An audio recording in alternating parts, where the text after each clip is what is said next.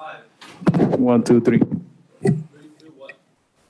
Good afternoon, everybody. Thank you for joining the Complete Safety Committee meeting. We are now starting. Can we get roll call? Cabrera, Present. Detmer, Wozniak. Here. Sorry, I was going to say Strecker. Tainter,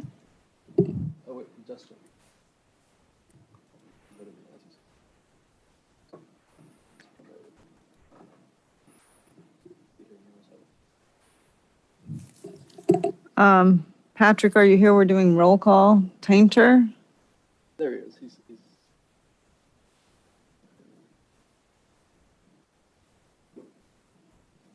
I you think hear he's is mute. there he goes. Patrick, we're doing roll call, so I'm Here. calling your name. Tainter, Present. thank you.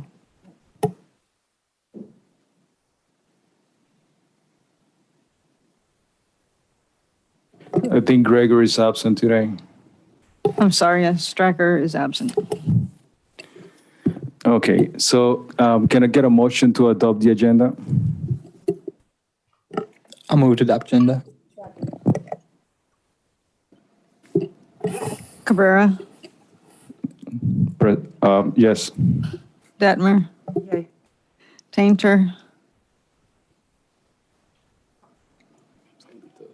Tainter, Patrick, Agree, approve. thank you. Wozniak. Aye. Thank you.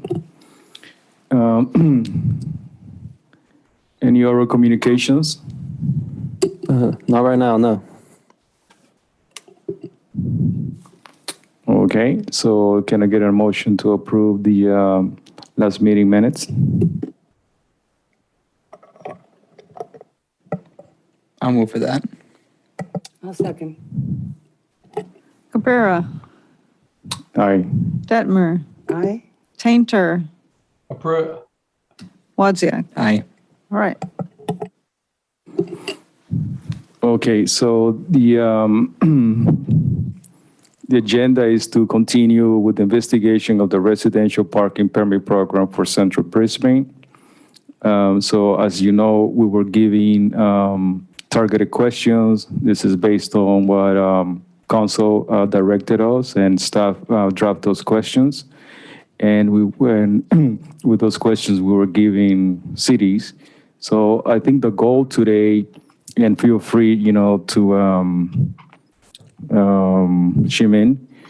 But what I'm thinking is to go per member per question. That way, you're going to read your response, and then at the end, we're going to have an opportunity to chime in general. Also, to put some things into perspective, obviously, we have been working on this subject for quite some time. So with the email that was sent with the question, there was also a research package that we have been accumulating, our research, and put it in the spread Excel sheet that we circulated in that email. And we also have the different official documentation that staff has given to council. And we also had that original survey. So what we also want to do with this new, research that we did is to add to what we already have, but we want to do it in a way that we're not being redundant or repetitive. So later on, we're going to see if our answers are substantive difference, to add it to that spreadsheet, because the main goal is to provide to council a robust menu or options for them to review among themselves and then decide how to move forward with this program. And I welcome any comments. Did you have oral communications already? Okay, just checking.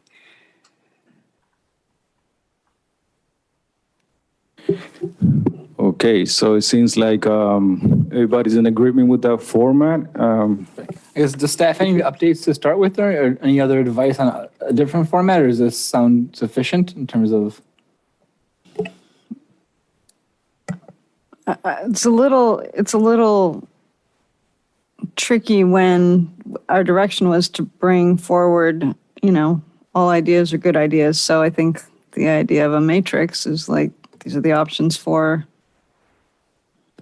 what's included in a permit. These are the options for multi-generational family. These are the options for guest parking. These are the options for enforcement. I think that's kind of what we have to do. I'm having a hard time picturing it in my mind, how that agenda report is going to look for council and the attachments, but hopefully by our discussion, it'll become more clear tonight.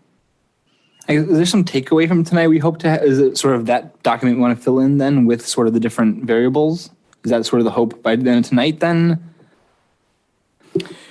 Yeah, so, it's basic research. We want to report what we find out from those cities. You're going to realize that some of the stuff, is we already talked about it, but some stuff is going to be like, oh, wow, they're doing that, So we want to have like an open mind and discuss it, So, I think that's the approach.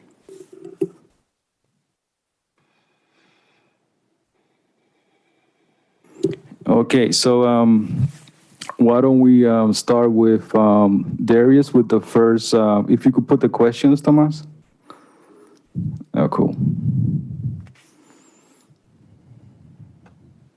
Yeah, so this is for Danville. So I guess a big point for Danville is they only have a parking permit on the west side near the high school there, and it's only enforced between 7:30 to 3:30 on school days. So it's weekends, there's no enforcement, evenings, no enforcement. It's mainly to sort of curtail parking near from high school students encroaching on the neighborhood parking. And so in terms of, maybe I'll just highlight top level, 2 permits per household, and there are no deviations from that. There's no sort of exceptions for visitors, all that, because it's not really relevant during these hours they have decided. I should point out this parking program was originally installed in, I think, 2017. I have my notes here, or further down, and then they kind of kept it going because it's been a continual problem. So it has been expanded to 2027, but again, it's sort of just around the high school. And I guess the unique part is that each parking permit is tied to the parcel of land, and it's 2 permits per parcel, regardless of how big the unit is. But otherwise, the enforcement's all police-based, but it is local, sort of around the blocks around the high school only. I see. So I think what we want is to stay with just question 1, and I think question 1, for instance, is which does the RPP program utilize it for enforcement? So how does the program get enforced in Danville? That would be one question. Sure, placards then. So did they ask you any issues that they have encountered? No issues I've seen or anything in that, and no third-party vendors police station. Cool. So is when you say placards, like stickers then? No, hanging placard. Oh, hanging placards. Okay. And who is the agency that manage Danville Police Department. The police department? And were you able to obtain if the police department is big enough that it has their own parking, or is just one big? Just the police department, that deals with it. I didn't ask that question. You didn't ask that question. Police department, though, is what it was all said. Cool. So yeah, I think that's the type of format. I think so we go question by question, and then we go to the next one. So what I was wondering is, since Greg is not here, but he provided his research, maybe Tomas, you want to read his response? Is that okay? Huh? Yeah, sure. This is. Christian, you were in Santa Clara, right? I'm not seeing his name on this, but I think this is Greg. Santa Clara, I think was, who was Santa Clara? I think it was Patrick. Oh yeah, here we go. Yeah, Gregory was Costa Mesa. Santa Clara is me. Yeah. Okay, thank you. So yeah, I'll read Gregory's answer for number 2. Is enforcement performed by the city's police department or parking enforcement department or an outside contractor? So again, police department issues violations. Sounds like they have a member of police staff who is singularly in charge of parking issues. So it sounds like they have a wide, just general police department, and then there's one person who kind of specializes in and the parking issues. Yeah, so remember, we want to stay with the same question, so we all answer the same question. So it'll be question one. I'm sorry about that. Oh, okay. Question one. Costa Mesa, starting in 2022, switched to using license plates only as their parking permit identifier. States cameras will be used to enforce permits, which eliminate the need for physical hang tag or decal permits. And then if displayed permits, what type they have, it says not applicable, and then police issue violations is how the question finishes. So it sounds like they use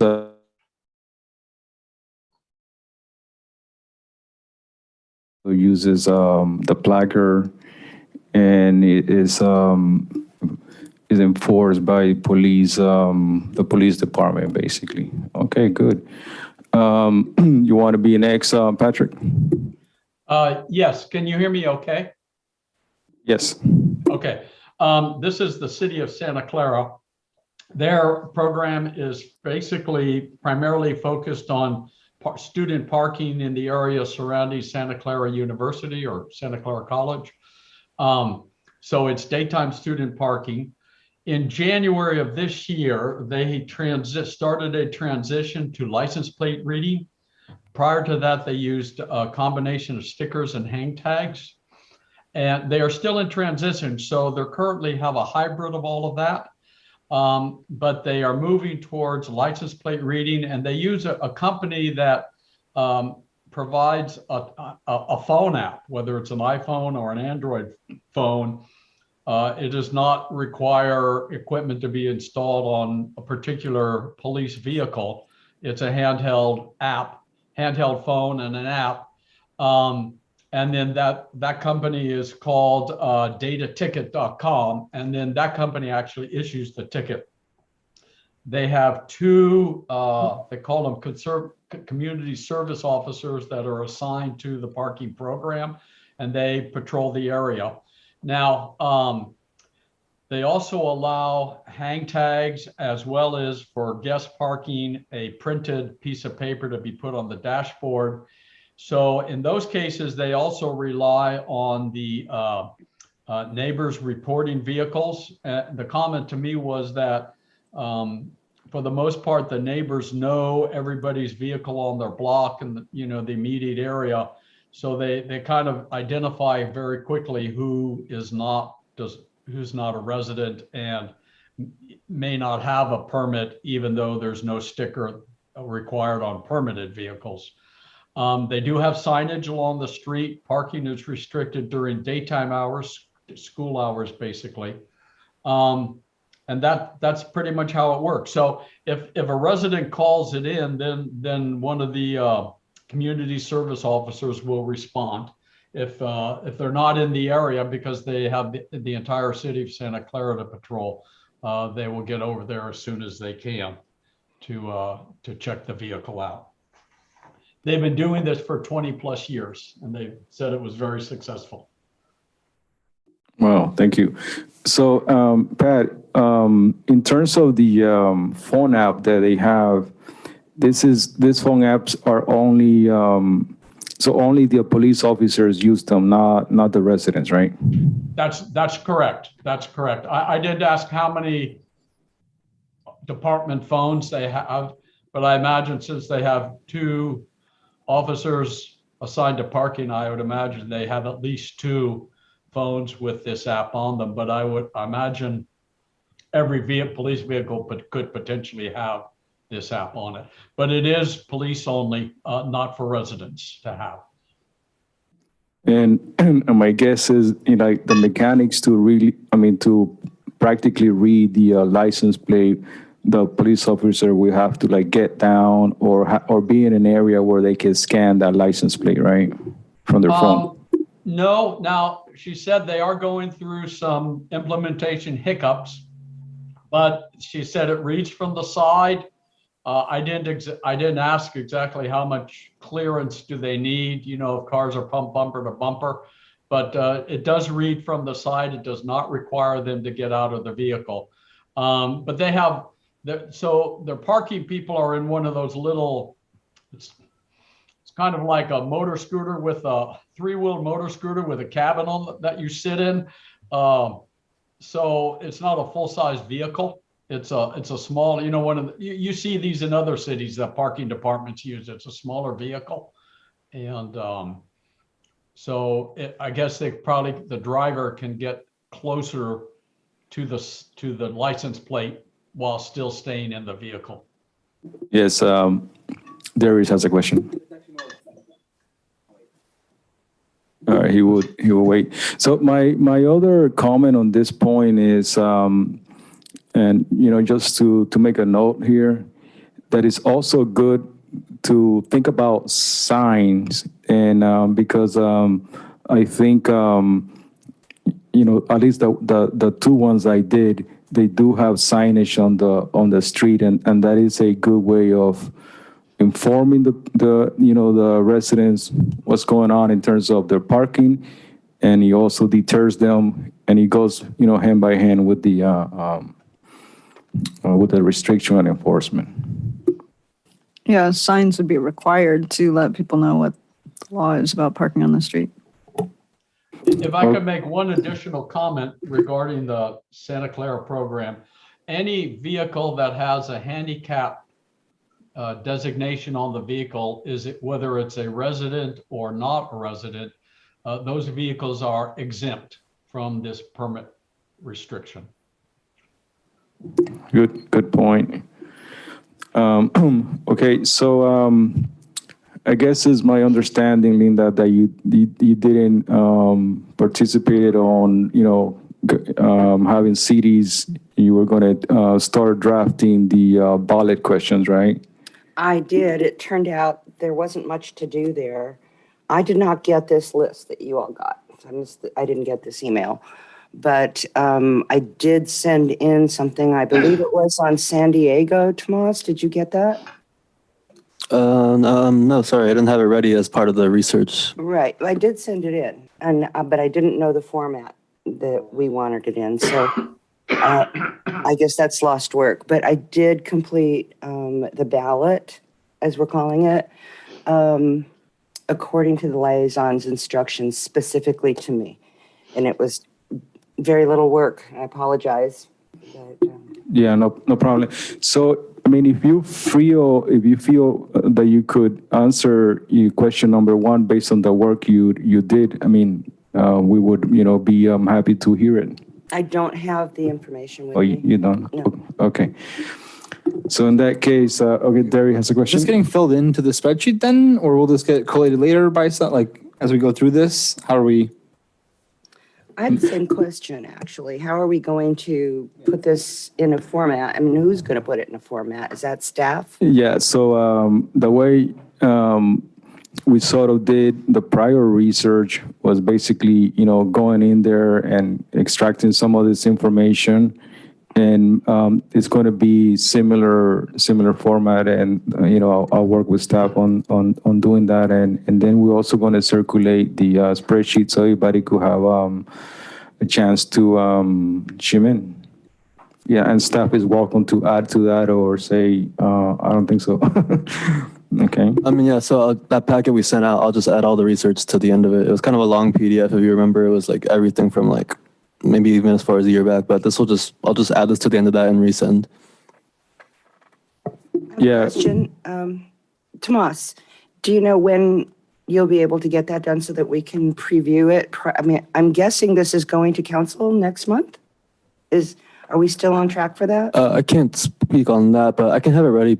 I can expedite it. It could be by the end of this week, the packet to resend. That'd be great. Thank you.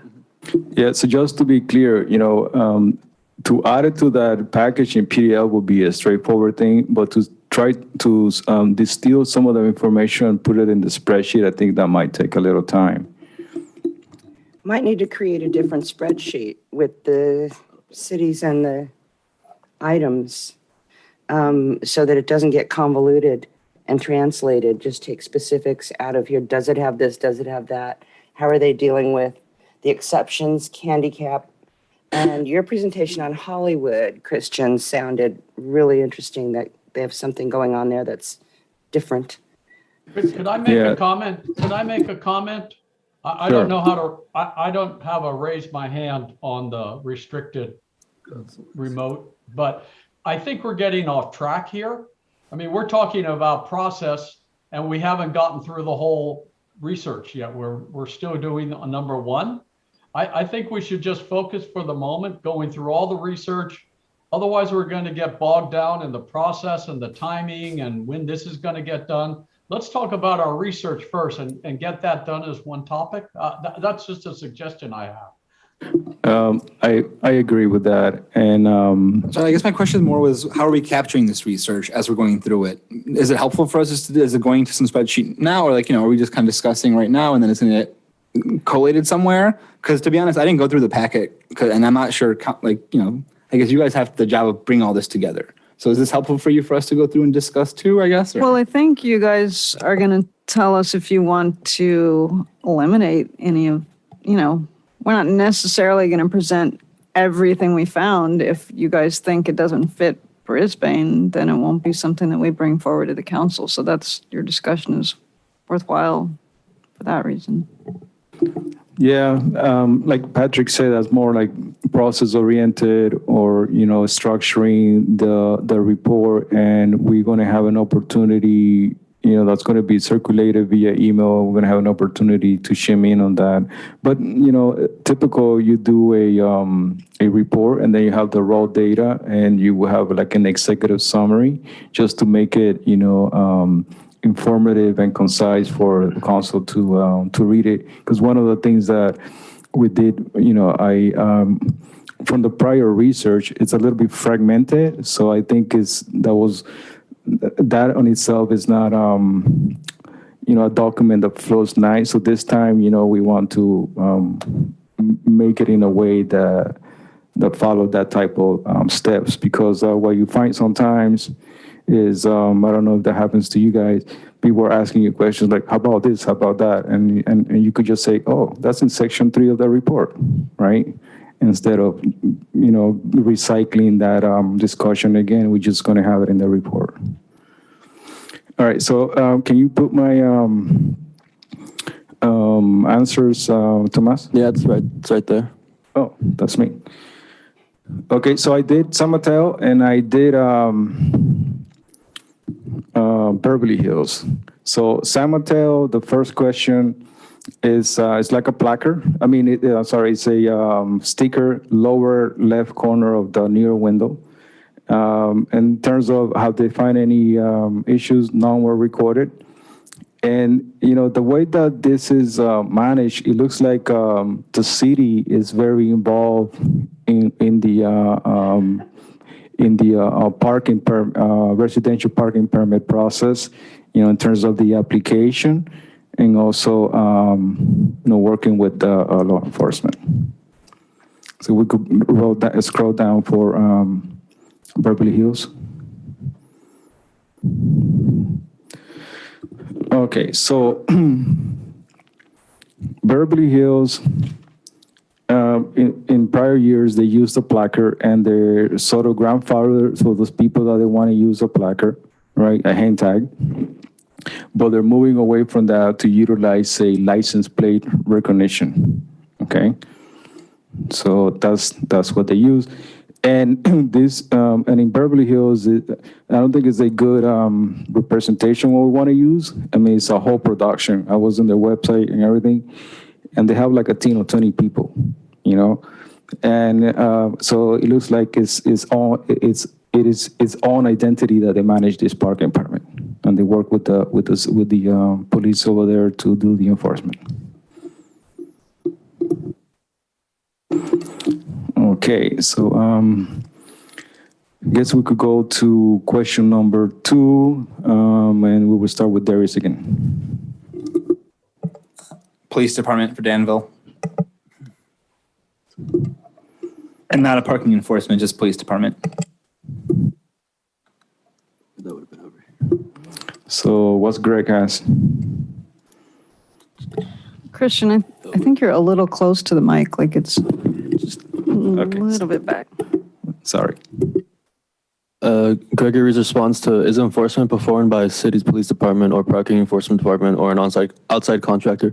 Police department issues violations. Sounds like they have a member of police department staff who is singularly in charge of parking issues. So that's the one I accidentally said before, but yeah, that's police department and one member of the police department.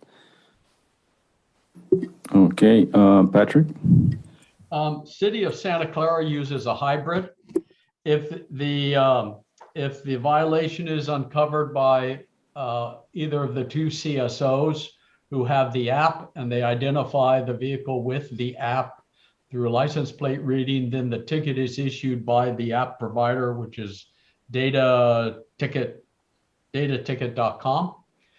If it's a hang tag or a placard printed paper on the dashboard, or there's nothing in the vehicle and it was called in by a resident, then a police officer or a CSO will inspect the vehicle, and if warranted, they would issue the citation themselves. So it's a hybrid. Thank you. So next one would be me. Okay, question actually. So I guess in that case, the CSOs have the authority to give away a ticket and can ticket. They just don't always ticket. Is that the case? That is correct. If they can do it with the automated process, that is the preferred and the standard method. But if it goes to a manual process, then they will issue the ticket themselves. Yes. Did that answer your question? Yeah, thanks. Okay. Okay. So question number 2, who enforces the parking permit program? That will be the San Mateo Police Department, issues the citation. But it's interesting because if you have information, they have last phone number and an email for you to reach out to them. So I'm assuming in some fashion they are working with LAS, with a third-party enforcement. So can you clarify on that a little bit? So I guess LAS is not distributing the permits, but they do enforce part of it. Yeah, so it says that the police department issues a citation, right? But if they're having enforcement inquiries, they have last phone number there and the email for you to make those inquiries, which suggests that they're using some sort of hybrid system working with LAS. And I mean, I could probably try to get more information, more clarification on that, but that's all I have for now.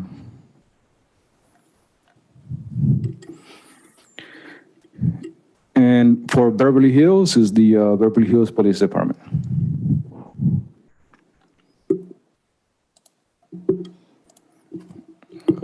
Okay, so we go to question number 3, and that will be Darius.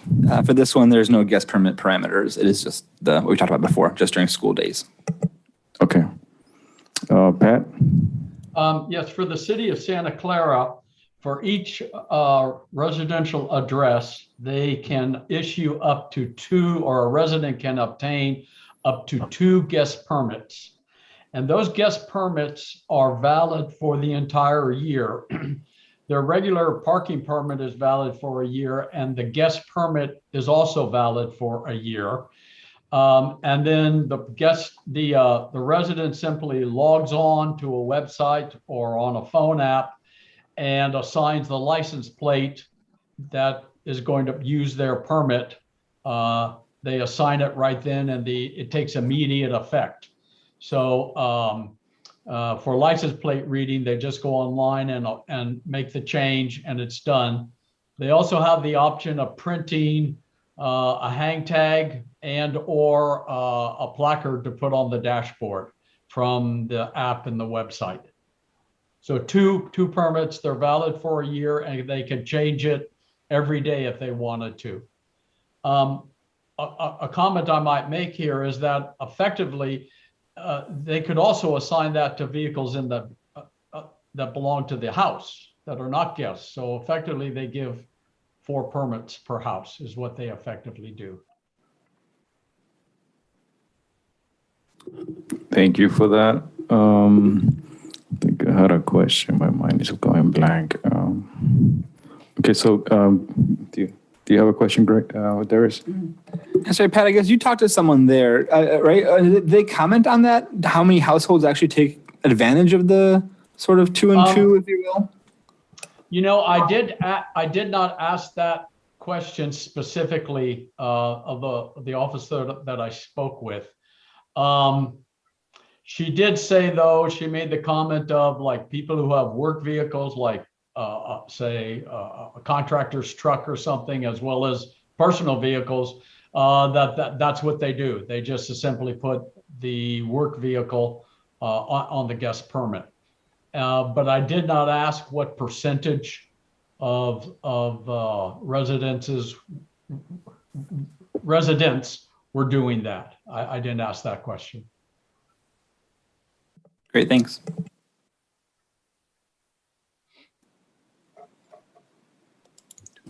Okay, Thomas, if you could read Greg's answer. There are a max of 4 permits per household. And this one seems unique, but 1 main head of household who manages the 4 permits for all dwelling types. Oversized vehicles ineligible for parking permit program. Resident head of household must have driver's license and their vehicle registered to the same address.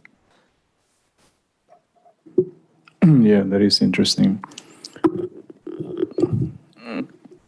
Okay, so any questions here? Wait, head of household, could you repeat that to me again? I'm sorry, but I'm not following that exactly. Yeah, sorry, Pat. I mean, this is Gregory's work, but I mean, I'll read it again for you. A max of 4 permits per household, 1 main head of household who manages the 4 permits for all dwelling types. Oversized vehicles ineligible for parking permit program. Resident head of household must have a driver's license and a vehicle registered to the same address. So I agree with you, Patrick. I'm not entirely sure what that head of household entails, but Okay. Okay, all right. I mean, I see it on tax forms, but income tax returns, but okay, all right. So it doesn't seem like they have a specific guest permit. It just gets bundled up with everything. But we could probably have Greg,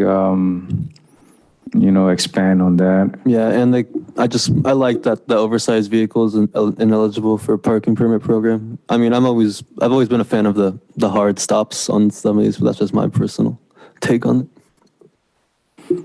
Yeah. So going back to the city that Pat is doing, I think I like the fact that, just want to make a note, that I like the fact that you're able to change almost, immediately the guest permit, whatever way you think is, works best for you. And I think having that flexibility will help a lot of people. Okay, so let's do mine now.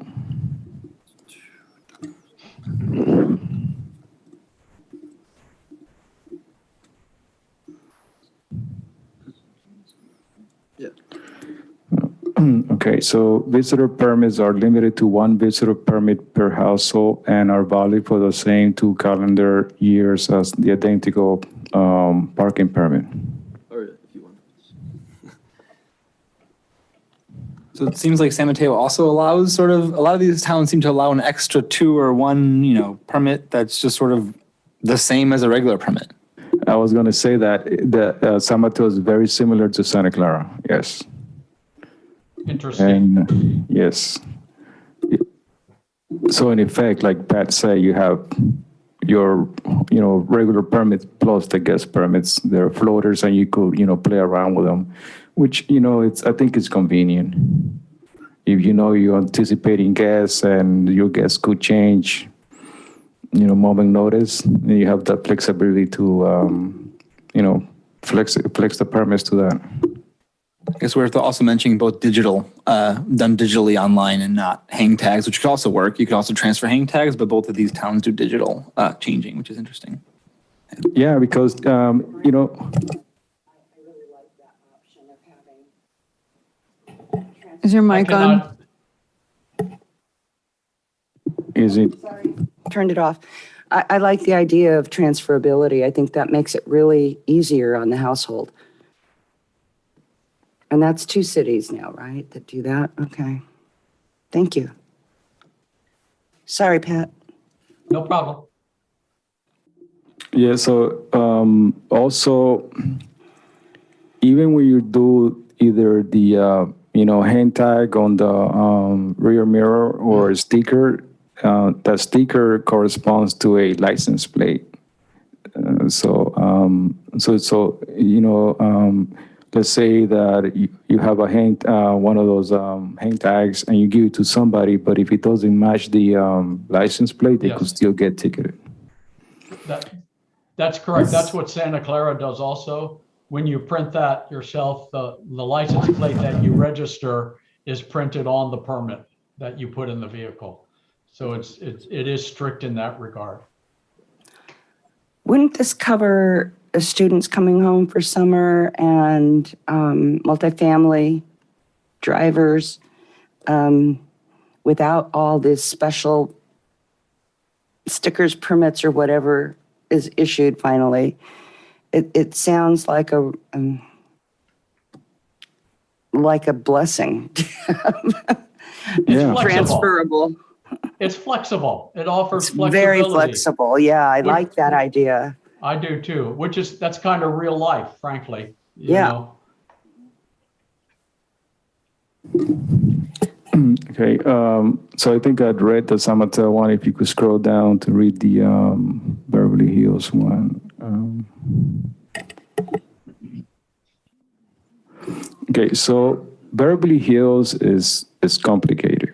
Okay, they have what is called overnight parking, day parking, and then they have what is also called exceptions for overnight. And my guess is they have parking structures. And for instance, they talk about how some people that live in apartments could get could be exempt if they're next or adjacent to a residential area that they issue tickets, for not having permits. They have some exemptions, and this is dictated by the signage on the street. But they could also go ahead and buy a permit, and they could go into a structure or some sort of a parking area, that allows them to park. So essentially, that eliminates the guest per se. But if you keep reading down, they get those mega parties, and they could get up to 35 maximum vehicles on a resident special occasion permits. So it's all driven based on the conditions.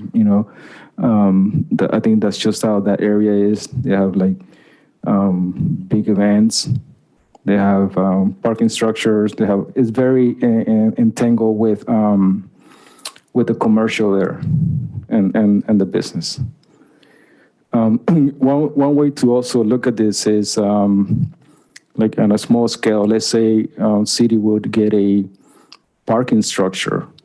Then you have a justified means to sort of have somebody to run that parking structure, and then next thing you know, you're doing both. You're doing commercial parking with the parking structure, but you're also managing any scarcity of residential parking, and you issue a permit, and it could become feasible. Just an idea. Interesting. Interesting. Okay, so I guess next question, and that'll be Darius. I guess might I suggest it seems like some of the cities are way more relevant than others. For instance, like Santa Clara seems to be quite relevant. San Mateo, Danville does not seem to be quite relevant. And maybe Greg's city is tough because he's not here to present.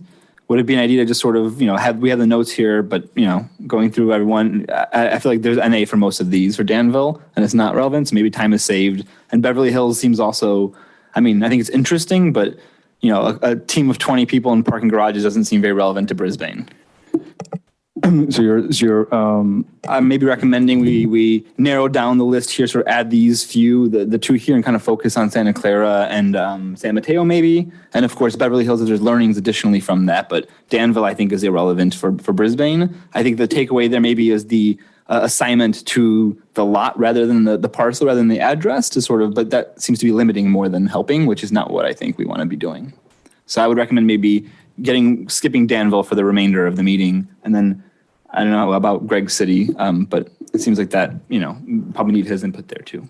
Sure. I mean, if you think Danville doesn't have much to offer, I agree with that.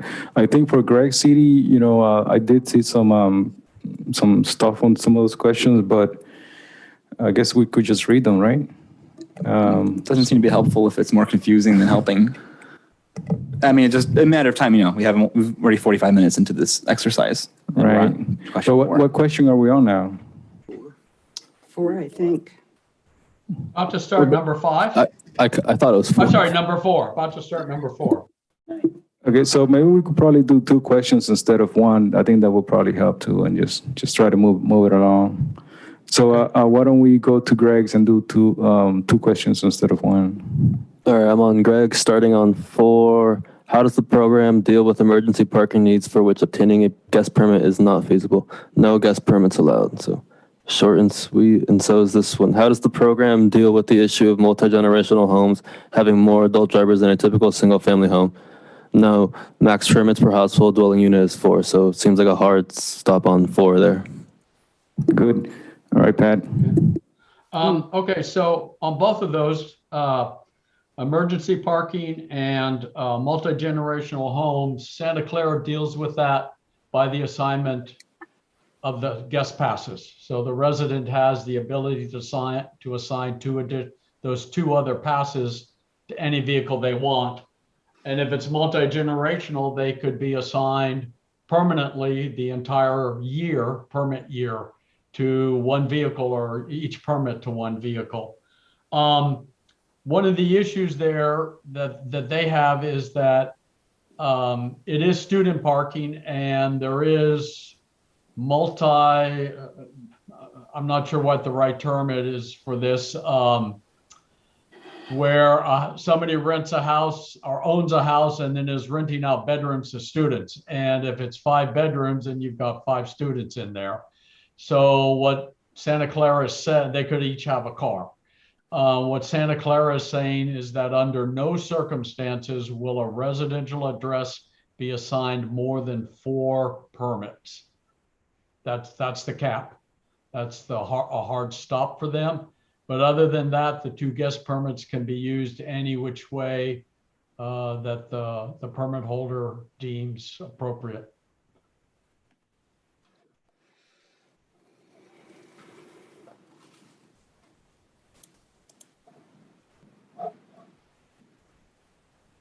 Hello? Can you hear me? Yes. Yes, thank you for that, Pat. Okay.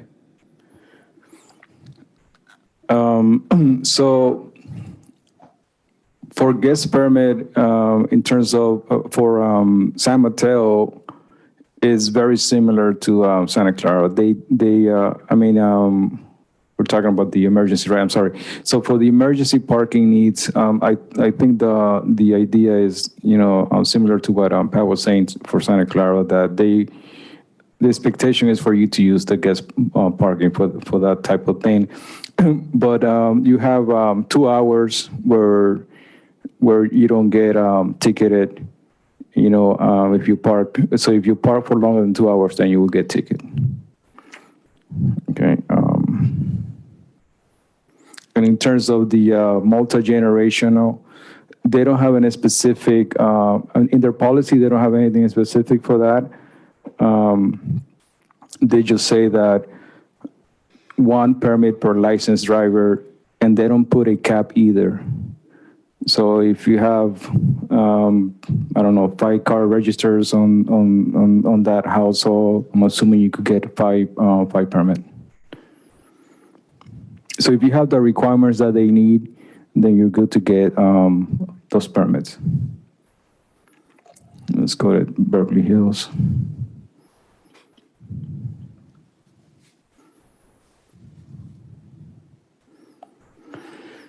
So yes, Beverly Hills doesn't have a emergency specific parking policy either, and and they don't have a specific for multi-generation, but this is accommodated for their robust menu of different parking options that you have. But they do give a time where it's almost like you don't get ticketed from 2:30 in the morning to 5 a.m.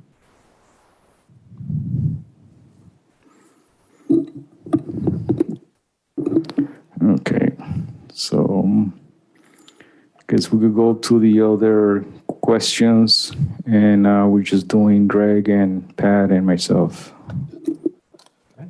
We'll do 6 and 7. Keep doing 2. Yes. What is the metric used to measure success for the program? Resident satisfaction or complaints? The program has been in effect for around 20 years. This is Pat's, you're reading Pat's comment. Yeah, but that sounds familiar. They both use red font. I was like, this is the right thing. There we go. Okay. What is the metric used to measure the success of the program? 51% of residents in a zone must agree to set up a parking permit program in their zones, which are pre-coordinated with the city's map. And then for number 7, what is allowed under the program for work vehicles, non-commercial vehicles that display business names and are used for work purposes? No oversized vehicles allowed, only so same as before, 4 vehicles per household. Fees increase with each additional vehicle of the 4. I'd be interested to hear for number 6, how many zones there are. If 51% of residents have to be part of a zone, I'd be curious to know. I'm not sure if there's a summary up top, but maybe we'll come back to that one for Greg next time. Yeah, I think number 6, if I'm not mistaken, it almost sounds like Greg was answering how our parking programs, parking program process per area, because this is something that San Mateo has. If you let's say you live in an area, you don't have a parking permit program, and you want to create one, then you get signatures and so forth. And if you get 50%, more than 50% of resident agree, then you could create a zone. I think that's essentially the program we have now. Just getting someone to start it is the hard part. So that's interesting. Except that our ordinance is 70%. 70. Oh, okay. Does he state how many residences are in the zone? Do we miss that? Oh, no, I guess it's, never mind. We'll come back. Yeah. If I could make a comment keying off of what Lyndon and Karen just said, I find it interesting, the 50%, because Santa Clara is the same. Residents can initiate a 50% plus 1 residence in an area. But Brisbane, so that's 2 cities we know of that are at the 51% area, and yet Brisbane stands at 70%, and we have a horrible parking problem. Are we being too strict on ourselves to set up if a resident wants a permit program? Yeah, I mean, the committee could recommend a new ordinance or modifying the ordinance to reduce that threshold. I agree. That's a good question, Pat. And I think a recommendation, well, or at least a notation, since we're not making recommendations, might be a good idea. Yeah, that other cities are not quite as strict on this as Brisbane. Yeah. Mm-hmm. Sorry, maybe we could clarify. Well, I'm not sure for Costa Mesa, I guess, is it that 51% is it that there was zones decided and then 51% of residents had to agree after the following term, which is kind of what I found a quick search, versus to initiate the zones? I guess in both Santa Clara and San Mateo, was the city initiating the zones, or is it self-residents initiating the zone? Self-resident, okay. I think Costa Mesa may have, or maybe has more details. They may have had multiple phases, and the first may have been sort of an evaluation, and then if they want to keep it, it's 51%, and then additional ones after that would require that. But I don't know. We clarify. I didn't do the research. I was just, might be worth. I do think 51%. I mean, I think maybe Brisbane 70% is too much, though, and that's something we should think about too. Yeah, that's interesting. In Santa Clara, a single resident can ask the city to look into it. Staff then looks into it, makes a determination. They may take other remedial action short of a permit program. I'm not sure what that might be, but it was undefined. And if that doesn't work, then they can propose a permit program. And I forget if it goes to city council before the residents or it goes to the residents and then city council puts final approval on the parking permit program for that area. But at that final approval stage for the residents to approve it, it's that 50% plus one resident in the designated area. Yeah, that's a good point. Can we move on to Pat's answers now? Okay. Yeah, So, Pat, sorry, I stole it from you, but here you go. okay. So number 5, so number 6, the metric.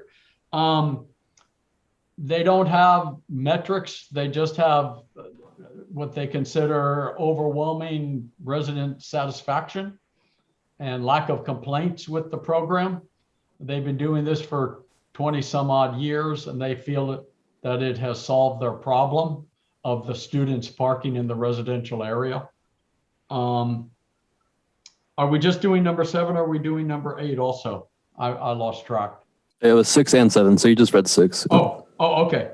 Sorry, 6 and 7. Okay. For work vehicles, non-commercial vehicles, et cetera, use the guest permit. That's what a resident should do. That's what one of the things the guest permit is for.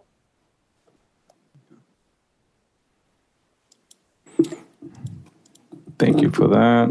So let's do mine now.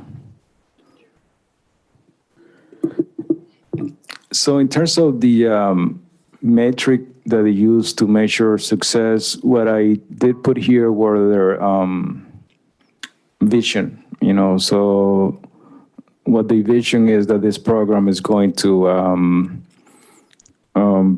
basically is very similar to one of our objectives. We don't want people that go to the airport, people that go to the travel to leave their car here, and have people with many vehicles that they're not using. So that's basically their metric use. So that's how they measure their success. In terms of work vehicles, so they pretty much have a lot of a wide spectrum of vehicles that they issue permit, that they're able to issue permit under their different conditions, with their guest permit. But they do have the Vehicle Parking Ordinance Code, which is the SFMC 1132-020, and I see this also in Beverly Hills. So that's basically excluding, those big commercial vehicles like trucks, boat trailers, RVs, and etc. And I think that's a standard practice too. I guess, is there a separate application process for those people, or can they just not have those on the street ever? You cannot have those in the street because that's I think it's a state ordinance. So even if you own, for example, like an RV, like a car, a van that is like an RV, you can't park that on the street? If it's within those dimensions, yeah. Interesting. Yeah, and that's interesting because like if you I lived in Miami, every house had a boat trailer, but I haven't seen one here. Like a boat trailer. So the program sort of adapts to where you live, but they even have RVs and obviously commercial trucks. Yeah. So Beverly Hills, if you scroll down for those 2 questions, is very, very similar to.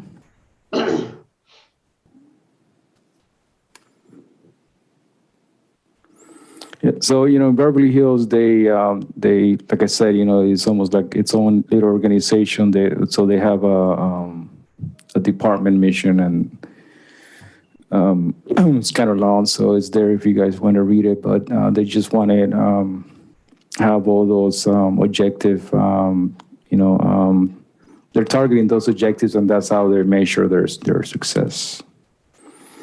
And if you go in terms of the, what vehicles can they issue parking for, it's very similar to the San Mateo, but they don't list all the different vehicles like pickups and, cars that they have company signage and stuff like that. They just go directly into that, into the prohibited code. Those oversized vehicles.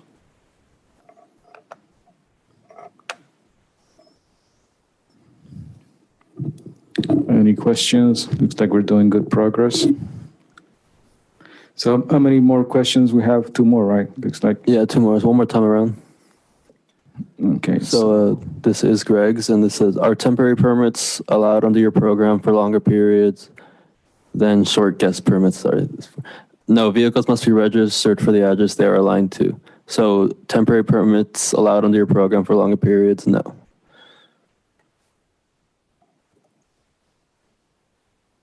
And then question number 9, is the program citywide or on select streets? How is the permit area or areas determined? It was set up with pre-designated zones that their city council created. Residents within those zones must have at least 51% of the residents within that zone agree to implement the program if the program is to be implemented and enforced. So council decided on these zones.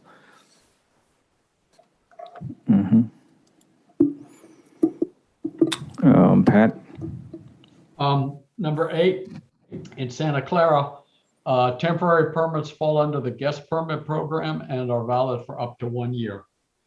Number 9, is it citywide or select streets? It's specific selected streets surrounding Santa Clara University.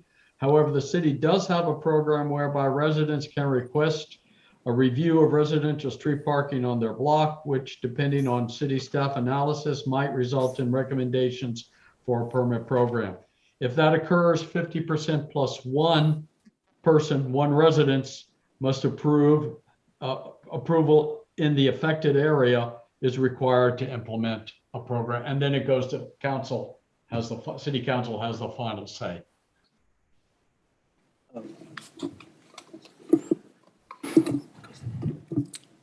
So, currently Brisbane, what percentage is it again? I'm sorry. 70. 70. And that's something that could be modified through what type of process? I think, oh wait, yeah, you got it. Modify the ordinance, to recommend to council to modify the ordinance. Is that something that needs to put in on a ballot or something that they could do internally? They can do it. Okay. So for instance, well, I guess let me do my 2 questions and then we will come back over here.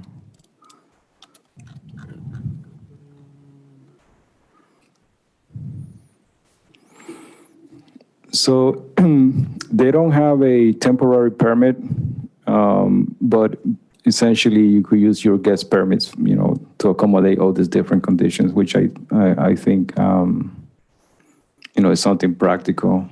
Because if you start going into exceptions, you're going to have 100 of them. So just make it one, so it makes sense, like the way they have it. They have this guest permits, and then you could, accommodate them to what fits your need at that point. And in terms of the citywide or selected street, it is determined by parking program sum of selected street. So, essentially what Greg City has and Pat City, and people get together from 204 streets and they get 51% of the residents agreeing to have a parking permit, and then they take it to the city council and they just process it. Sorry, correction. That's not what. So in this case, is there a program they first initiated and then have it, or do the residents have to initiate? I believe the program before was city initiated, and then residents could confirm or deny. No, in this case, is resident, and Yeah, so I'm sorry if I misspoke in terms of Greg's or Pat, but in this case, it's the resident who initiated. And the other thing that I would say about this is their program policy.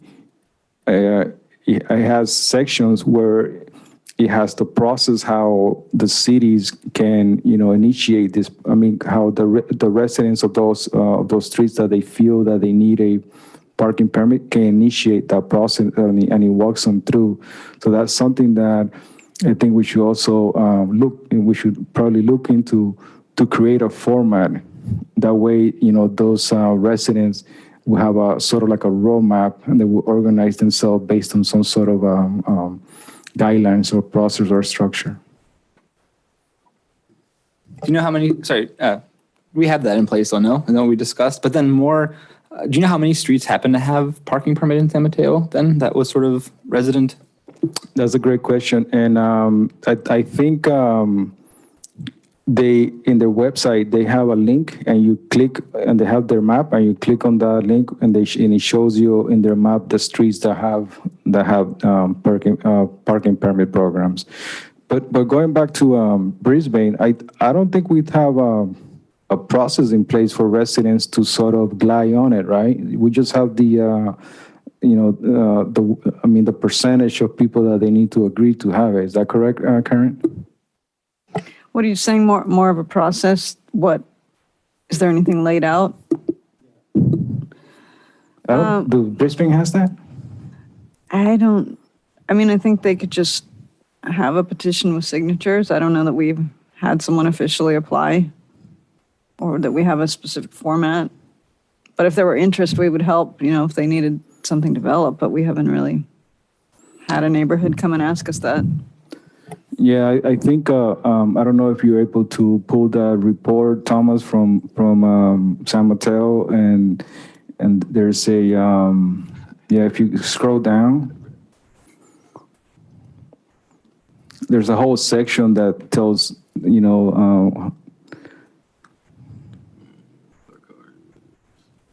there you go. So yeah, it tells you you have a neighborhood meeting, you circulate the resident petitions, submittal homeowners. So it sort of gives the resident a roadmap how to go about it when they feel they need to establish a parking permit program. I think that'll probably be helpful to have in Brisbane.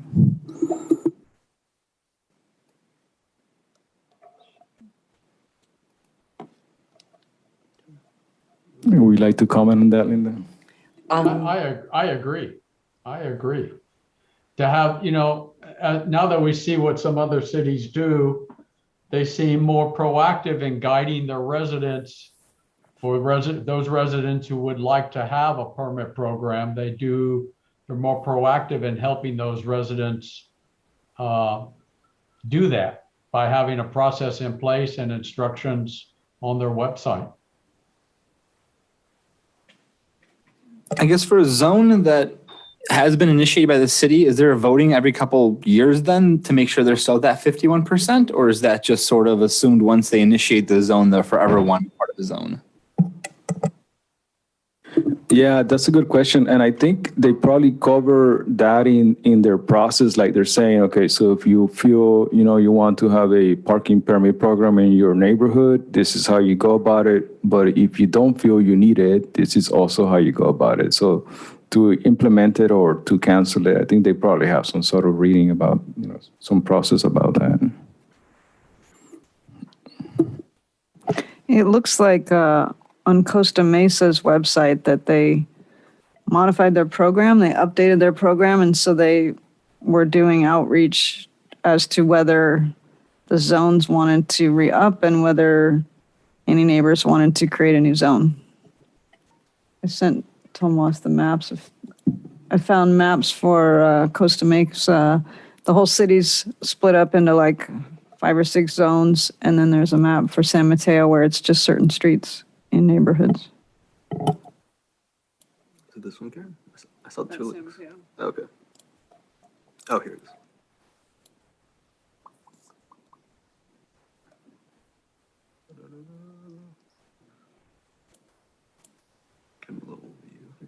sharing. Yeah. So that's Costa Mesa, that's citywide, it looks like. And then San Mateo. It's just here. Oops. Sorry, closed it. Just some specific streets.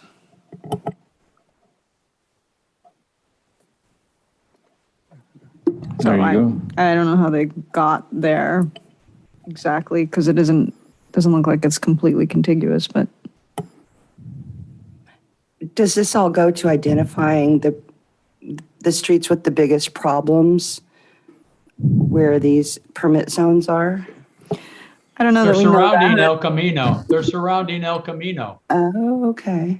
Yeah, it might have just been interests.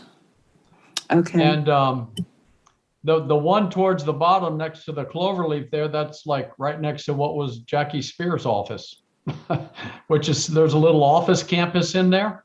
Mm-hmm. The blue one, I'm talking about the blue one there, Yeah. next to the cloverleaf on the west side of El Camino. There's an office campus in there. And I think on the other side is retail type space. Mm-hmm. Is that called Burrell or something like that? Burrell Plaza? I don't know the name. That's a good question. I don't know. Okay. Well, I think we've pretty much determined that our entire town needs help in one way or another. But this is really interesting. Yeah.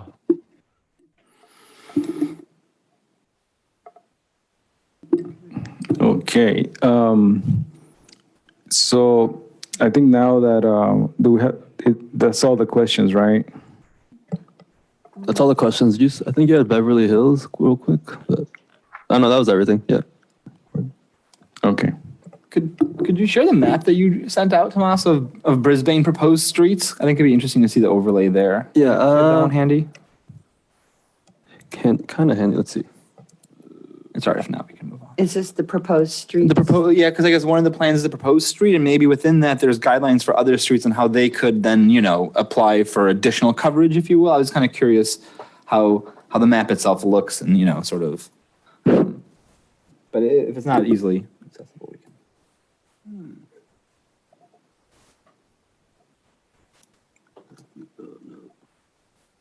You sent it on August 11th? It's probably in Microsoft Teams too, I think. There it is. You guys seen it? Yeah. Yep. All right. Oh, grainy, but.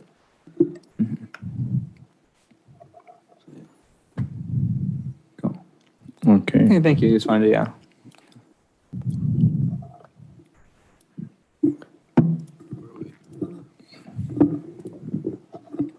Okay, so so now that we have concluded, the answering the questions for the cities that we were assigned, we could revisit, some of the specific conversational goals that the council has given us, and then get maybe a little bit into the process of how we're going to consolidate this data and ultimately, present it to the council. How do you guys feel about that? Oh, you're asking stuff. I was thinking you guys should discuss new ideas that you found in the research and which ones you think are worth bringing forward to council. I think staff and Christian, you've expressed interest in kind of working on what documents we provide to staff, but I think we'll draft it maybe with you, and maybe the whole committee looks at what we have next month, probably. I'm assuming you'd want to, I don't know. But first from these new ideas, what are the ones that you guys think are worth bringing forward to council? Does it change what we had kind of put together before? Only slightly, I think. There's some really good things in there, like the flexible permits. I think all of the stuff that has to do with outside sources, it's pretty much off the table at this point financially. Right, yeah, and I think back to why we're doing this second research in the first place, and it was because, not to reinvent the wheel, and now that we've seen local cities, now I guess you guys have those answers that were left. But there's plenty of data before, and now anything that was left, I think, has been covered as well through this other research. So yeah, that is a very good approach, Karen, sort of to get into, what we feel is good and it could be applicable, to Brisbane, but also let's keep in mind, what council wants. So, one of the challenges that, the council provided to us is money, right? And who's going to enforce it? We have a limited police department. We have a limited personnel in our police department, right? We do know that they want to start with those targeted streets. So I think one good idea is to explore or look more into is the phone app that Patrick talked about, and also another good idea that seems to catch some traction among us is having simplifying things, like having a guest parking permit that could contour to the different situations of the residents and not having all these different exceptions or codifications. So we have those two things. Can you guys comment on that or add more stuff? Exceptions for handicapped people, definitely a good idea. Hate to take it so quickly, without seeing it laid out and compared somehow on paper or on a computer screen. That was a lot of information to absorb. Yeah, when we saw how much there was, we kind of felt like, okay, this isn't going to be concluded tonight, unfortunately, Yeah. A couple of things. Apologies for Commander Garcia. He wasn't able to come tonight. He had to do some debriefing tonight. He couldn't send anyone else in his place. So I said, we probably want him here next month. So keeping in mind the memo that we got was from our two liaisons, and it did talk about 3 options, which I think we owe it to the council, even though I think we all feel like they're going to say we don't have money to pay for outside enforcement, that we give them that information about what it is, because they may want to add it later down the road, or they may want to wait until they can afford it, or they may whatever. So that's going to be part of what staff presents. It's like, if you did want to do that, this is what it would cost, even though we all kind of have the sense that they don't have the appetite right now for that. But they did ask us to look at the targeted streets enforced by police or enforced by LAS. And, it was broken up into 3, but I saw it as the targeted streets enforced one way or the other, and the whole city enforced one way or the other. So. Can I make a comment? Yeah. On that? Yes. I think we really should look at this dataticket.com, because the cost of LAS was the employee who was doing the driving around Brisbane streets. That was the cost. And if we take that out of the equation and equip our police department, they may already have department phones, smartphones, I don't know. But something that allows them to quickly read license plates and issue a citation if warranted, that might be significantly cheaper than the last program. I'd like to see some cost numbers on that. Is it possible to have that by the next meeting? Potentially. Again, though, remember what we heard from Commander Garcia is they can respond on a complaint basis for the targeted streets. But if it's citywide, they don't know if they can respond to every complaint. It's not True. There aren't Yes. enough officers to do the same type of enforcement. That's why the cost was different. If we hired a community service officer, which some of these other agencies use, it's more than $100,000 a year to have a community Yes. service officer. Yeah. So, yeah, I just want to be clear that we're not saying that Oh, it costs less to use the Brisbane PD because you're going to get a different product using them. I agree with that. And it seemed to me, listening to our liaisons, that they were okay with that. Yeah, yeah. Right, right. And I heard, I had a conversation with Councilmember Mackin in kind of interpreting her memo and making sure, she had some misunderstandings and I had some things I didn't understand before I sent it out to you guys. And she said, it's possible that we would add outside enforcement later on. And my comment was, you might create frustration if you put a program in place, but you can't do the enforcement that goes with it. So now everyone had to get a parking permit, whether they paid for it or not, if they paid a small nominal amount. But if it doesn't work, bringing on an outside enforcement later to be really consistent, maybe you might have already created frustration, but that didn't really get a lot of traction in her case. But who knows, there are 5 council members, so. Well, it is a trial. What I heard from our liaisons was they were kind of leaning towards a citizen complaint-based program. And obviously then Brisbane Police can only get there when they can get there. And I think our liaisons were okay with that. But then the question is, when they get there, how much time and work is involved in verifying the vehicle, checking whether there is a permit, and then issuing a citation. My only thought was that if this data ticket thing was cheap enough, and they get to the vehicle, they take out their Brisbane issued department smartphone, scan the license plate, it says, okay, off they go, 2 minutes. If it's not okay, and the ticket is issued, because the ticket is issued by data ticket, it's also just 2 minutes of their time, plus the driving to get there.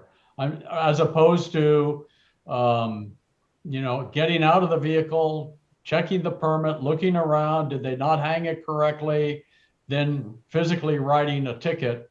I'll bet that's 15, 20 minutes,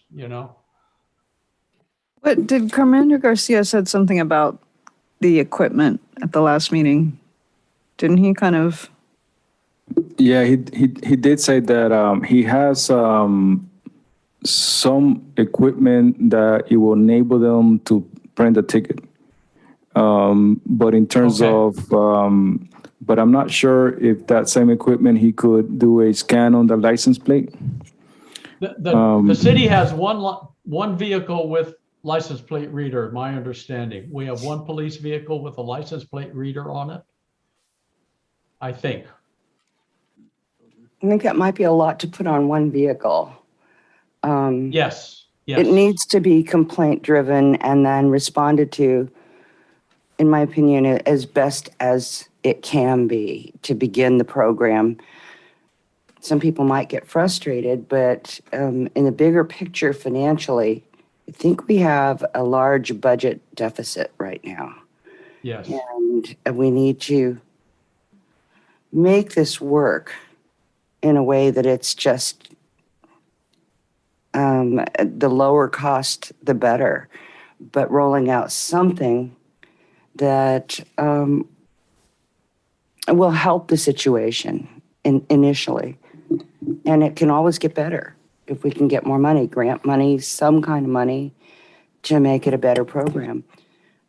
But again, we're not deciding, we're offering options. So I'm hoping that the non-contractor outside options and the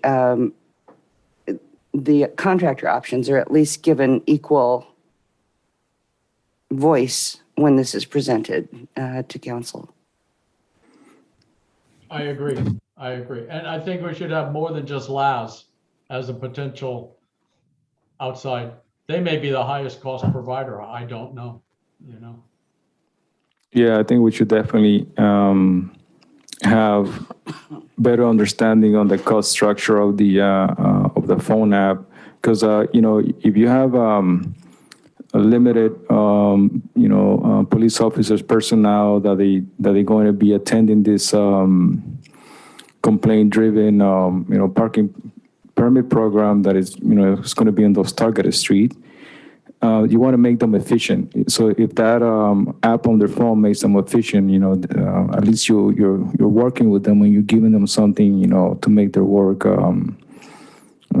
easier and more effective.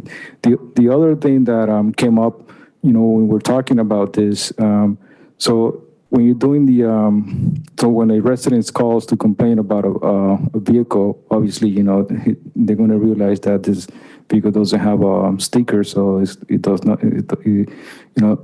it's not supposed to be there. But then when the police officers come to enforce or do the citation, they will do it right at the spot.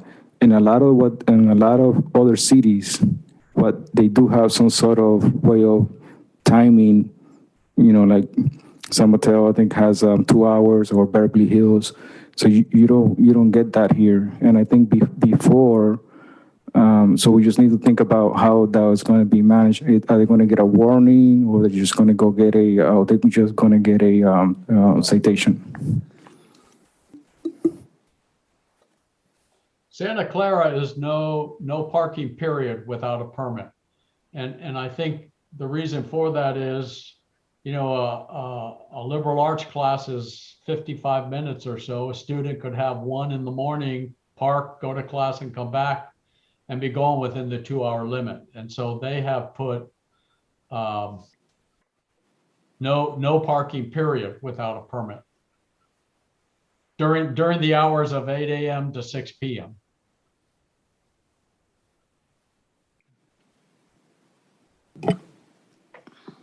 And one thing that does is, at least for if we're going to have enforcement by Brisbane police, it eliminates a second trip back out to verify that the car's there 2 hours. That we need to think about that too for our own police department's enforcement. They come out the first time, verify the vehicle is there, it's in violation. Then they need to come back again 2 hours later to see if it is still there. So that's considering manpower available, or police, manpower availability. That's 2 trips for one parked vehicle, which they may or may not be able to make the second return, right? That's a great point. I was just making the comparison, but for Santa Clara, it totally makes sense. And I think for us, it would totally make sense because we don't have enough personnel, so we have to work with what we have. So that, and that's what Commander Garcia said. If I get called, I'm going to go there and I'm going to do the citation. But a lot of it too has to work with the signage. So we need to have, signs on the streets so people understand, what they're getting into, and there's no miscommunication with them. I agree. For the most part, for the most part, you sometimes think, oh, I'm going to have 1 or 2 hours, 1 hour, 30 minutes, whatever, before they come. But if it's just like round the spot, you just need to be aware of it. Well, as Karen mentioned, that is already in the law. We have to do that. So what do we have to do? Signage. We have to have signage. If there's a parking permit program, there would be Yeah. signage on the streets. Yeah. Right. Commander Garcia also. Yeah. But I don't think it's in law to have. I think right now what's is in law is to have. Is it 24 hours and then 72 hours, something like that?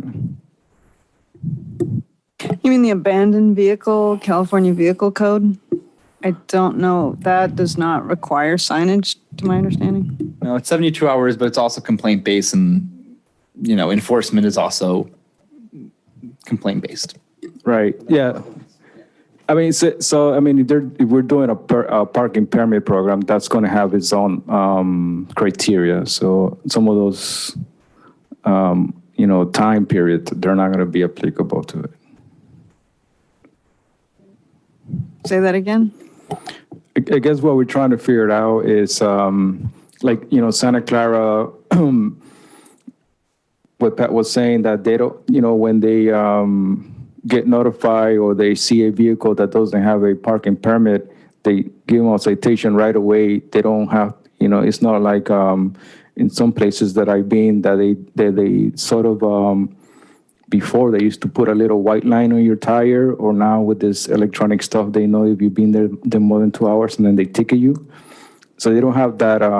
Santa Clara doesn't have that, but it looks like San Mateo does have something like that. But in our case, based on what Commander Garcia was saying, if he gets called, he's going to go over there and he's going to do the citation right away. So it seems like that's, he could do that, and it makes sense because we have limited personnel, and we don't want to be doing 2 trips and waiting for 2 hours, because that's just going to be an overkill. Right, so the program's different. The program's different, I guess, if we're doing internal enforcement, because they want to go out once and issue a citation, so they don't even want the 24-hour time period that the committee was considering before. And just going back when we talked about a license plate reader that the city has, we're talking about the program that the city rolled out, and I guess that's Patrick. What I recall is that we have a license plate reader situated at the entrances to town. So if there's a crime, they can see who's come into town. If a car matches a description, they've read a license plate and they might know what happened. But they're not mounted on vehicles, to my understanding. I might be wrong on that. Too. I thought Commander Garcia, at one of the meetings he was at, maybe the last one, I thought he had mentioned they had one on a vehicle now also. I could be mistaken on that. My recollection is same as Karen's, that it was more for fighting crime, unless something new's been added, but I'm not aware of it. Yeah, me either, but we'll check. Okay. One way to potentially relieve the burden on Brisbane police, and this is kind of looking at what is the nature of our problem, which is predominantly, as we understand it, predominantly airport parking and street storage. If we were to make a program that just restricted parking for whatever period of hours per day, say daytime hours, then it's going to drive those airport parking out for sure, because people can't move their car. I guess car storage people could move their car, but if they're having to do that every day, it would get old real fast. And I think it would drive them out also. And so in a way that works like a street sweeping program, but it's in effect every day, that there's a period of time every day that if you don't have a permit, you cannot park there, but it's not the full 24 hours. So in a sense, it would lessen some of the burden potentially on Brisbane police having to respond to complaints and such. Just a thought. Yeah, that was making me think, like, what are the hours that are best for police to be able to respond to complaints? I'm not sure if that's more daytime or nighttime. Right. But if it's daytime, then it relieves the whole problem of people visiting overnight, coming for the weekend or whatever. Guests staying overnight, I mean. Yes, I think those are good points. Have the police department into consideration when we pick those times, and then at the same time, be practical about it. Like you're saying, at night you have people that come to visit for dinner and so forth. So how can we put this in? I guess we need to make a note of this, Thomas.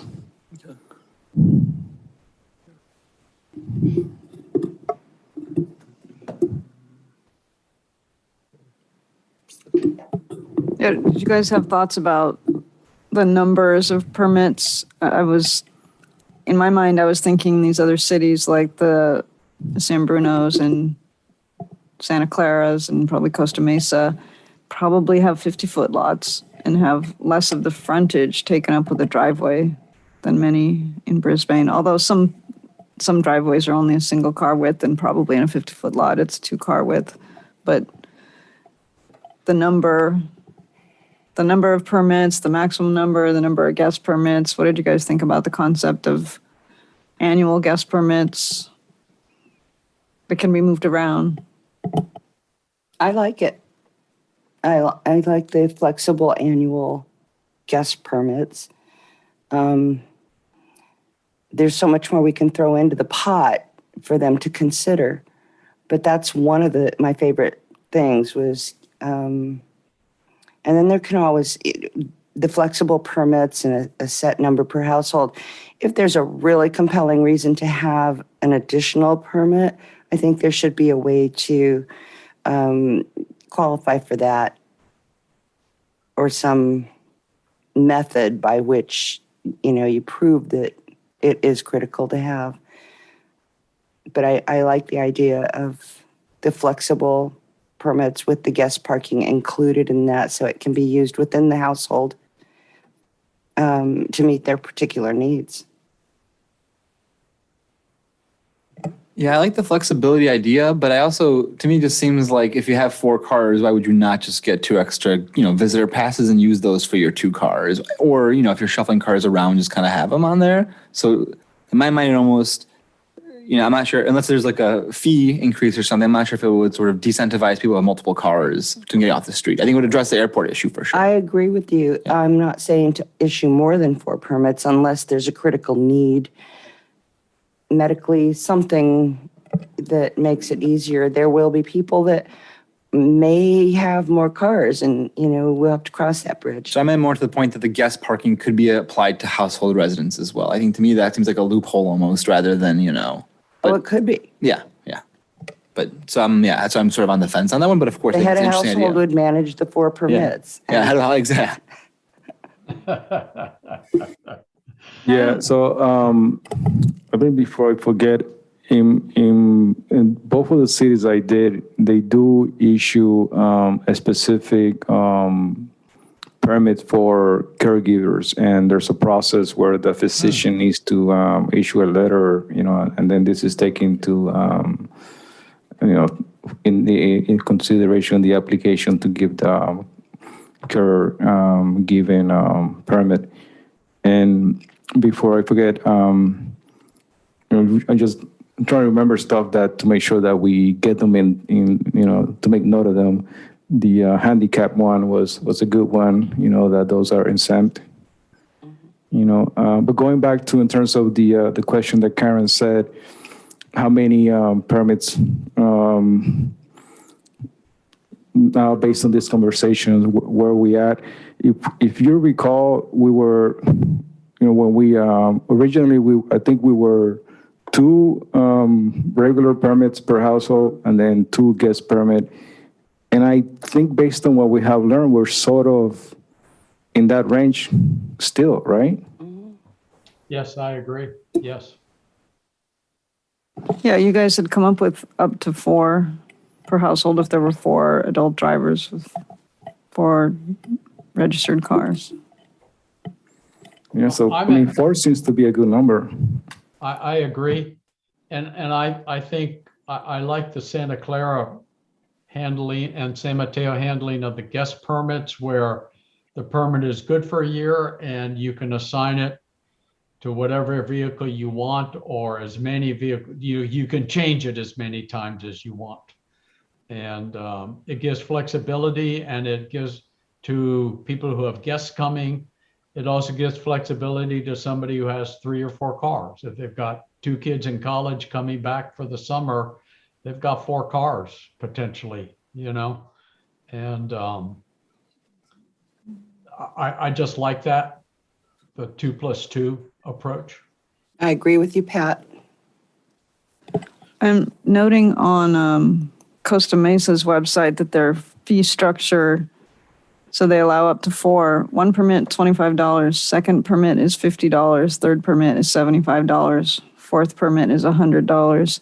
And I was looking up while you guys were going through what you were doing, San Francisco's, and they have a short-term, like a temporary, short-term resident and visitors, and the fee goes up if you want a 2-week, a 4-week, a 6-week, or an 8-week, or a daily permit is less, but that fee increases so those are some options maybe to discourage. Like if I need it, I'm going to pay for it, but if I don't need it, I don't want to spend the money for these extra ones. What do you guys think about that? I think that's punitive to people who I think that's overly punitive, and I think that's very San Francisco in nature. There's also Costa Mesa. Okay, well, I don't know how Arizona is, but I think that's overly punitive. Southern California. Oh, sorry. Okay. I still think it's over punitive and overcomplicated. I say keep it simple. And Santa Clara charged like $39.07. How they came out with that number, I don't know. But per permit per year, guest permits are the same price. And you just buy your permit. It's a set price, and I would just keep it simple. Yeah, I think, well, in a way, is the numbers that I seen, like for instance, Beverly Hills, those were just off the charts. It was like 160 and stuff like that. But the numbers in San Mateo, they seem comfortable. But a lot of this, is going to be cost driven based on our cost structure. And one of the things that we haven't talked about is, we talked about enforcement. But remember, in order to create a program, no matter how small it is, and we all know this because we went into their website, they have a section on their website. Somebody has to create that. Somebody has to maintain it. And then most likely you're going to have an application process through your website. So that's going to incur cost too. You're just managing the issuing and so forth of the permit and that type of thing. That's true. I'd like to see the permits cover the cost of maintaining a website and issuing stickers or hang tags, or let people print them out themselves. That could create a problem, but those are minimal costs. And if a bunch of people in town, if it becomes a citywide program, then it probably will pay for itself. And offer the range of fee schedules to the council and let them decide how that's going to work. I mean, we really can't make recommendations, so we just need to give them what we found. So you want to give them what we found other cities are doing? The range, yeah. Because I'm sure they will want to find a way to cover as much of that cost as possible, creating the website, running the website, maintaining it, and getting stickers printed, sent out, doing the mailings. It's not a whole bunch of stuff, but it is something that will cost money and staff time. So it needs to be revenue neutral for sure. Yeah, well, it would be nice if it could be. I'm not certain that it can because I don't have all the facts, but it would be really great if it was revenue neutral, Pat. I guess the question is for next meeting, can we get estimates for what those different options might, because there's a couple options I think on the table in terms of what those the range, as Linda suggested, could cost, and then present that to council. I think we just need to find the range. Yeah. We've got the information and put it together in what's presented to council. We don't really need to bang our heads on the wall anymore about that. Say again, Darius, what you meant. So remember we looked at IPS was a database management permit issuance service. Whatever program we have, whether it's citywide or 5 streets, they would set up, they have a database and they do a bunch of cities. For $5,000, they would set up whatever our program is. And then they would send out, I guess it would be cheaper if we used license plate readers, but if they sent out a sticker or a hang tag and someone used a credit card and did it over the phone or whatever the case was, the most it was $20 per permit. And I don't know why we would reinvent the wheel, because that seems pretty inexpensive. And I don't think that a small city could do that better, you know? It's not up to I our agree. committee. It's not up to our committee. I mean, that's a great thing to give them to consider. Again, I just keep bringing it back to you. We're not making recommendations. We're just giving them information. Yeah, but Darius had asked what that would I cost. was Is that what curious you were what that talking about? cost might be, but that'd be a good option to, yeah. I don't know what other options might be, but $20 seems quite reasonable. Yeah. Yeah. Yeah, it does. It really does. But is it the additional cost to the company, is it $5,000 per year? No, one-time setup. That's a great thing to put in there, into our report. I might have had it in the last one, but of course it would go in again, because they're looking at everything again. I think last time it got lost when the cost of LAS popped up. Probably. So I guess is that report something that we would, I guess you guys will work on that between now and the next time then? Yes.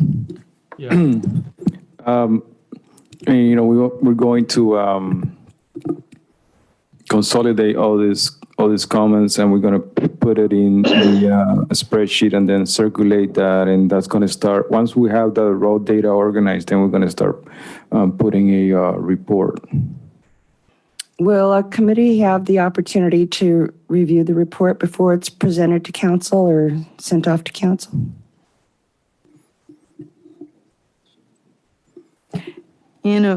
At a meeting, or just by getting it emailed? I mean, I'm not sure exactly how long it's going to take, and it seems like I it might think be we good. have to review it. I mean, it's our work. I think we have to I think I'm see it still before it talking. goes.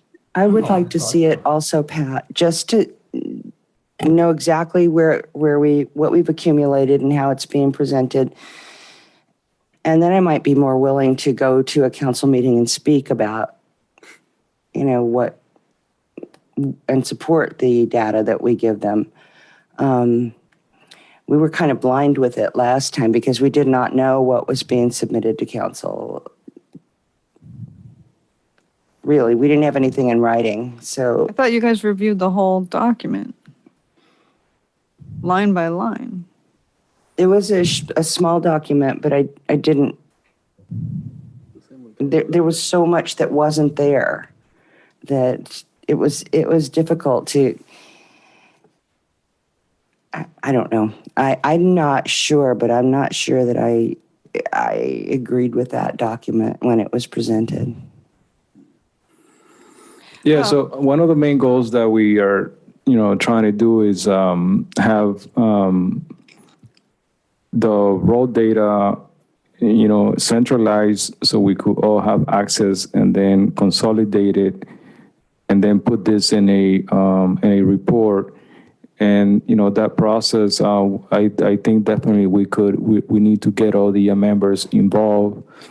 I'm just trying to think, how can we do this? Because we could send the report, and then so it doesn't get messy. You could, comment on it, and then all that would be consolidated into one report. But at the same time, we have to keep in mind that this is going to be time consuming, and we have a time frame to deliver to council. I agree.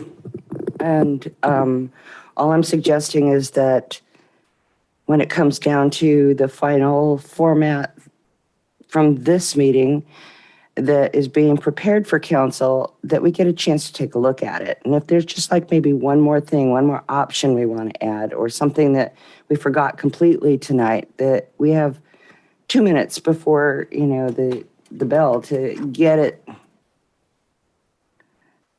included.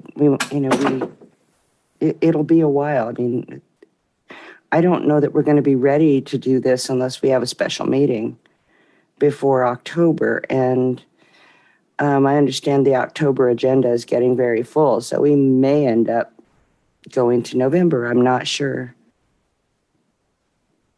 Yeah, it's going to be, we're on a time constraint, and it's going to be challenging to put together a good report. And also with the Brown Act, it's not like we could put it in teams, which we all have access to, and then comment in it, because that will be in deviation of the Brown Act in terms of having quorum and talking more than one member and so forth. So it almost sounds like we need to have something in a decent shape for next meeting, and then try to finalize it afterwards.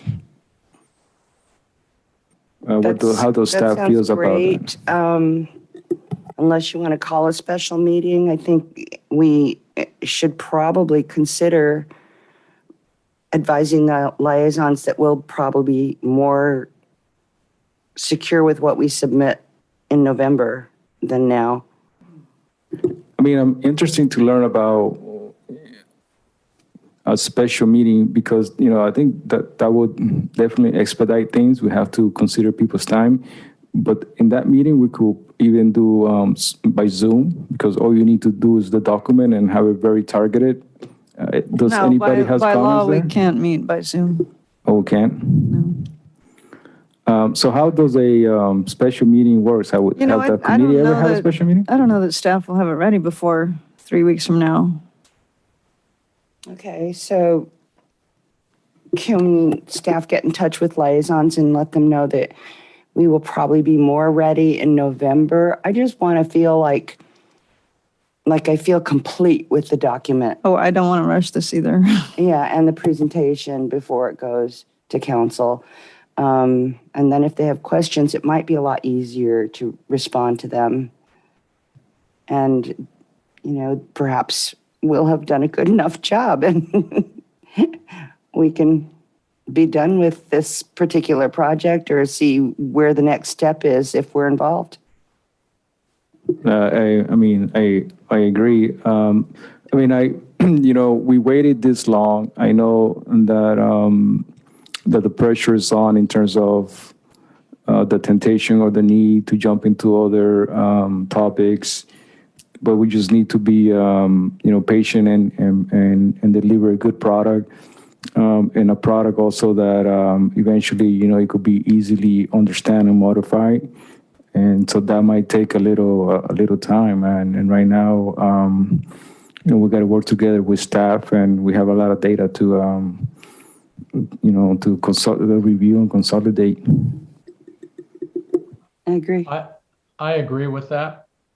I think we should ask the liaisons to not expect it in October. But Yeah. I think we should then work to make the agenda request for whatever it's going to be.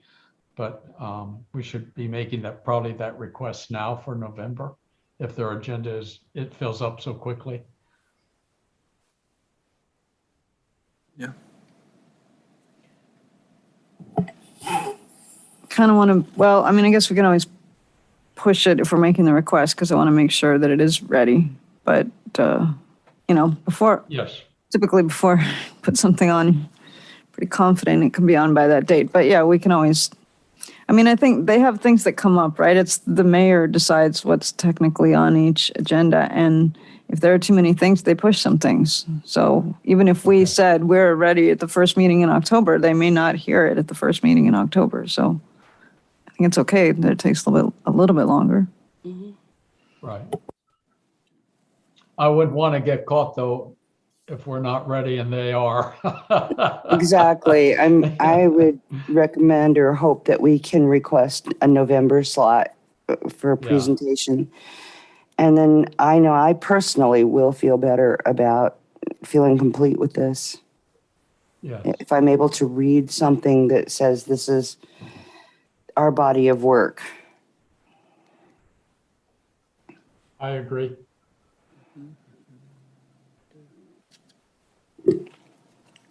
Sounds good. So in terms of what's ahead of us, obviously we want to start structuring this report ASAP, but in terms of investigative work, I think it's maybe to look more into that the cost structure of that pay app from Santa Clara, what other thing what other action item, to investigate that we have on the plate?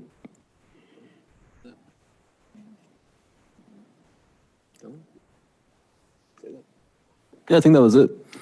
And maybe get Commander Garcia on board to have more clarity, their technology scope, because I know that he said, he has a machine that basically uses this to print the ticket, but I'm not sure, I don't think he has a plate reader, but just have more clarity on that. Yeah, I'm also not entirely sure just how data ticket works. It's the first time I'm hearing about it, so yeah, it'll be good for all of us. And the other thing to talk to him will be if he has like a preference of time, for citation, just to be considerate of that. Okay, sure. And we're thinking not at night because that way, people are having dinner and so forth. Okay. All right. Any more comments, or you guys want to add something or something? So I guess then next step would be report compiling, and that would take a couple of weeks, I'm guessing, by staff, and you sort of, and then the expectation should be a document, a single document that's sort of synthesizes this, or what should be kind of, any idea what we should be expecting, or is it sort of more? Well, what I'm remembering, the direction that was in the memo from the liaisons was, I don't know how it's going to work, but high-level stuff in the agenda report, which is like what you guys looked at for April, and then an appendix with all the detail. So the appendix would have what we've found in other cities. Mm-hmm. Yes, that will be, like an executive summary, and then the report with all the different sections and. Yeah, You'll be able to send that out before the next meeting then for us to get like a day before these, we'll be discussing that the next meeting, I guess then. That's the goal. Yeah, and I think we're now technically any documents you get are supposed to be posted with the agenda and all of that, so. Yeah, it's part of their packet, and then they have an opportunity to review it before the presentation's made, and they can ask questions and make decisions that way. Can we move on? Okay. Moving on with the agenda, new business. So that's none. Staff updates. On Crocker Trail at Valley and West Hill, we just installed that rapid reflective flashing beacon on there. So just makes it a lot easier for pedestrians moving into the sort of the middle section of Crocker Trail. And as you made us aware, Christian, the local safety road plan is taking community feedback. They seem very enthusiastic about getting community feedback. So I would encourage you guys to go to their website, and I believe you can leave notes at specific locations where you have maybe some sort of recommendation or maybe some sort of incident occurred there. So yeah, I would encourage you guys to check that out. I think we're meeting. No, they also have just like anything else. Yeah. So yeah, and then they also are focusing on high injury networks, but it's also just general recommendations from the public. And yeah, it's all for me. Hey, Pat, do you want to add to that? Did you call on me? Yeah, because that document that you share with us. Do you want to add something briefly on that? No, I have nothing to add. I don't think. Okay. Oh, and I think we're meeting again with CCAG and the consultant who's kind of preparing this local safety road plan. I think it's November, so I would just get your feedback in soon, so maybe they can consider it by then. Okay.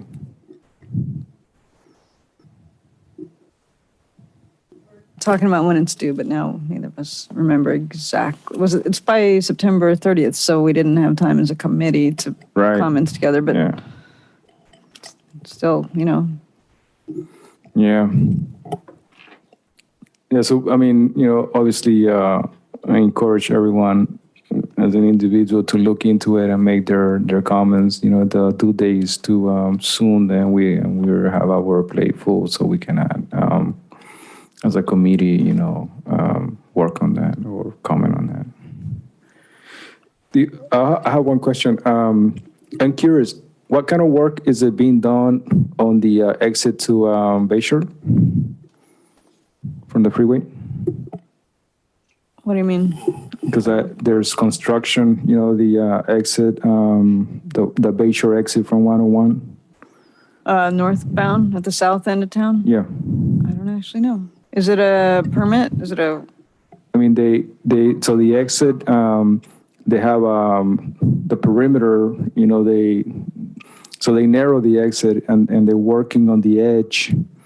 And I'm not sure, you know, been wanted to ask you guys, I'm not sure what they're doing over there. And it's right at the, I haven't seen it the last time I went through. Flyover. Yeah. It's the northbound exit. It looks like they're replacing the guardrail. The guardrail is concrete Yeah. and WPA age, I'm sure. And I don't know what they're going to replace it with, but they've got scaffolding constructed outside, hanging outside the guardrail, and then are also working on the inside. But Oh, is it on the flyover or it Yes. goes on to Bayshore? Oh, so It's that's on the Caltrans flyover. jurisdiction. it's Caltrans. It's Caltrans. They may not have doing even it. told us. Right. It seems like it's major work. It does look like major work. Yeah. I was hoping bike, like a bike lane or something, but that was just wishful thinking. Take your life in your hands there. You know, considering that I think they had talked about replacing that in the next 5 years or so, it must be in really bad shape that they are having to work on it to this degree. Yeah, I mean, you know, and this is just off the topic, and I know it's getting late and we have to get going, but something to keep in mind again, there are a lot of funds due to that infrastructure bill, so I'm just saying. Okay, chair and committee members matters.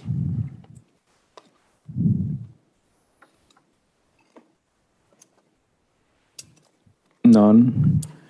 Our next meeting is going to be October 4th, 2023. Meeting adjourned. Thank you, guys. Thank you. Thank you.